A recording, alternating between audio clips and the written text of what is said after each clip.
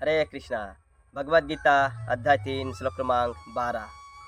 इष्टान भोगानि वो देवा दास्यन्त यज्ञ भावितः ते दत्तान प्रदायभ्यो यो भुङ्क्तेस्तन एव स।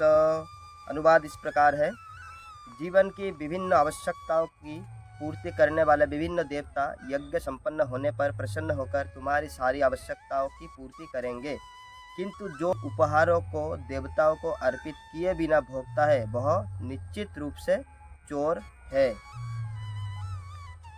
तो यहाँ पे भगवान बता रहे, जैसे हमने देखा पिछले श्लोक में कहा कि आप यज्ञ करो और जिससे जो देवता वो खुश होंगे और देवता और आप मनुष्य दोनों मिलकर आराम से रह सकते हैं।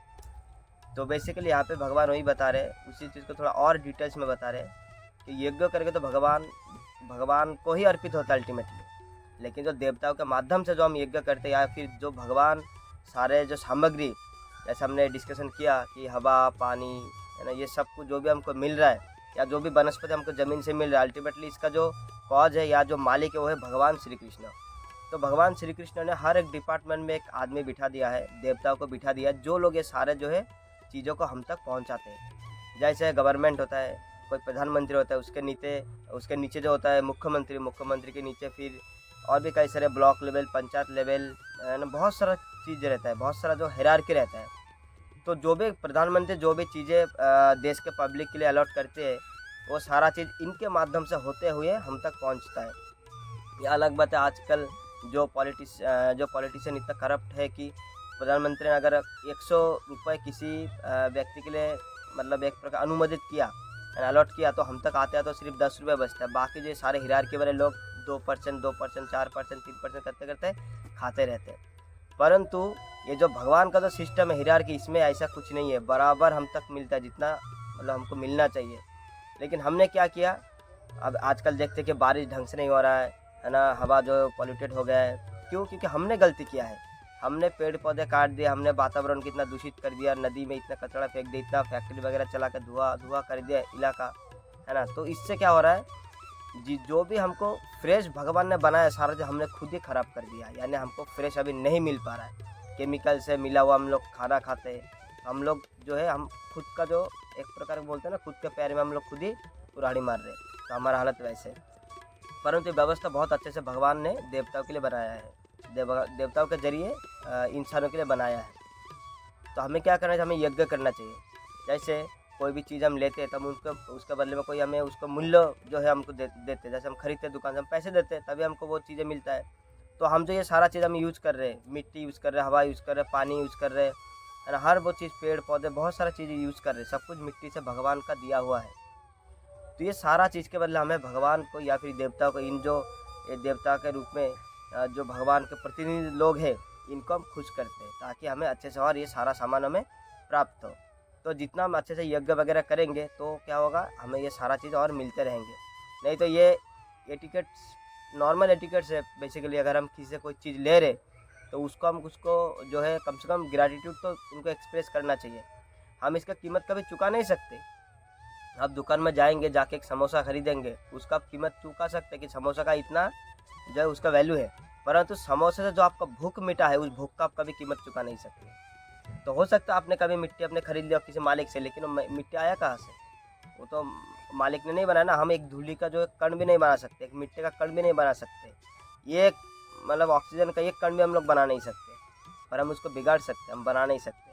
तो ये सारा चीज़ अल्टीमेटली कहाँ से आ रहा है, भगवान का दिया हुआ इस जो भौतिक प्रकृति, इससे सृष्टि हो रहा है। तो इससे हम ले रहे, तो हमें इसका जो एक प्रकार का ग्रैटिट्यूड एक्सप्रेस करने के लिए हमको यज्ञ करना चाहिए। यज्ञ जितना हम करते रहेंगे उतना ही सारा चीज़ और भरण पोषण होता रहेगा, है ना। यज्ञ नहीं करेंगे तो ढंग से बारिश नहीं होगा। ये हो सकता है कि साइंटिफिक तरीके से समझने का प्रयास करेंगे तो हम लोग नहीं समझ पाएंगे, परंतु यही फैक्ट है। भगवान बताएंगे, है ना, अन्नाद भवति भूतानि पर्जन्यदन्न संभव, यज्ञाद भवति पर्जन्य यज्ञ कर्म समुद्भव। यानी बारिश से खाद्य होता है और यज्ञ से जो है बारिश होता है। यज्ञ चलेगा तभी बारिश होगा। कहीं ना कहीं दुनिया में यज्ञ अभी भी चल रहा है तभी बारिश हो रहा है। और सबसे बड़ा यज्ञ आजकल जो बहुत मतलब सब जो मेन कलयुग के लिए जो प्रेस्क्राइब यज्ञ है, हरि कीर्तन, हरि नाम का यज्ञ, महामंत्र का यज्ञ, ये तो चल ही रहा है। इसीलिए जो बारिश वगैरह अभी भी ठीक है। जिस दिन ये यज्ञ वगैरह सब बंद हो जाएगा, सारा वर्णाश्रम सिस्टम खराब हो जाएगा, ये दुनिया जो प्रलय की ओर बढ़ जाएगा। लेकिन जब तक ये यज्ञ चल रहा है तब तक ये सब कुछ हमें सप्लाई होता रहेगा। जो भगवान श्री कृष्ण के प्रतिनिधि जो है देवी देवता है उनके माध्यम से सारा जो है हमको मिलता रहेगा। इसीलिए हमको इनको खुश करना चाहिए। ठीक जैसे मान लीजिए कोई गार्डन है, आपने गार्डन से कोई फल लिया है तो कम से कम उस गार्डन वाले का जो एक प्रकार का थैंक यू तो उनको बोलना चाहिए कि आप बहुत धन्यवाद, आपने ये फल हमको दिया है, हमने आपके बगीचा से फल लिया है, तो उनको हमको ग्रेटिट्यूड देना चाहिए। इससे क्या होगा, वो खुश हो जाएंगे, वो फिर बोले ठीक है आप दोबारा भी नेक्स्ट टाइम आना। लेकिन वही अगर आपने फल ले लिया लेकिन उनको ऐसे कुछ बिना बोले चले गए तो कहीं ना कहीं बोलेंगे अरे कम से कम इनको तो थैंक यू तो बोलना चाहिए। तो फिर आपके मन के उनके मन में आपके प्रति थोड़ा द्वेष पैदा होगा, क्योंकि आपने गलत करा। ये अलग बात है, ठीक है चलिए देवी देवता जो है वो कभी नाराज़ नहीं होंगे, लेकिन ये हमारे एटिकेट में तो ये आना आता है ना कि हम किसी को थैंक यू बोले। कोई भी चीज़ है तो नॉर्मल एटिकेट से, इसमें इतना कोई शास्त्र या सब पढ़ने की कोई ज़रूरत नहीं है। अगर सिंपल आप अगर साधारण जो लॉजिक से समझेंगे, एटिकेट के दृष्टिकोण से देखेंगे तो ये नॉर्मल सी बात है कि अगर आप किसी से कोई सामान ले रहे हो तो उसको थैंक यू बोलना चाहिए। तो हम इतना सारा कुछ यूज़ करें, हमारा पूरा जीवन ही इन देवी देवता भगवान की कृपा से। हमारा शरीर किससे बना है, पंचभूत से बना है ना, पृथ्वी अग्नि जल वायु आकाश, तो ये सब किसका है, ये भगवान का है ना। जो हम श्वास लेते हैं तो ये कहाँ से है, वायु किसका है, भगवान का है। तो हर वो हमारा पूरा शरीर बना हुआ है और इसका जो मेंटेन हो रहा है सब कुछ भगवान और देवी देवताओं के संपत्ति से हो रहा है। तो हमें ऑब्वियसली उनका जो है थैंक यू उनको अवश्य हमको बोलना चाहिए, उनका धन्यवाद हमको करना चाहिए। और ये धन्यवाद हम कैसे कर सकते हैं, यज्ञ के माध्यम से। और कलयुग में जो यज्ञ है सबसे बड़ा यज्ञ क्या है, महामंत्र का यज्ञ। हरे कृष्णा कृष्णा कृष्णा हरे हरे, हरे राम राम राम हरे हरे। तो हमें हमेशा भगवान का नाम लेते रहना चाहिए, जिससे क्या होगा देवी देवता भगवान सब संतुष्ट होंगे।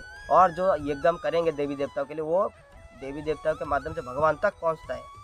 जैसे हम टैक्स पे करते हैं ना, हमने अपने लोकल ऑफिस में टैक्स पे कर देते हैं, लेकिन क्या तो टैक्स प्रधानमंत्री के अकाउंट तक जाता है, तो ये एक प्रोसेस है।